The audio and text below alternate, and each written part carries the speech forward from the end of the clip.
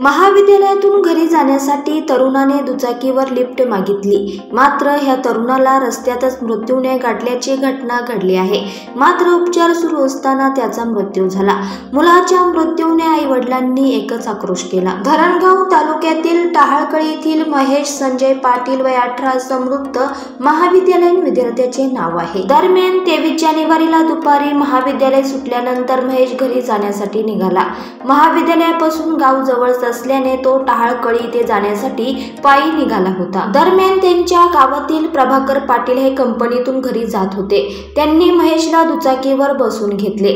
मात्र राष्ट्रीय महामार्गाच्या चौपदरीकरणाच्या बोगद्यातून जात असताना अज्ञात वाहनाने त्यांच्या दुचाकीला जोरदार धडक दिली। या अपघातात महेश गंभीर जखमी झाला होता। त्याला तातडीने जळगावच्या खासगी रुग्णालयात दाखल केले। तिथे उपचार सुरू असताना 31 जानेवारीला रात्री त्याचा मृत्यू झाला होता। महेश हा घरातील एकुलता एक मुलगा होता। त्याला लहान बहीण आहे।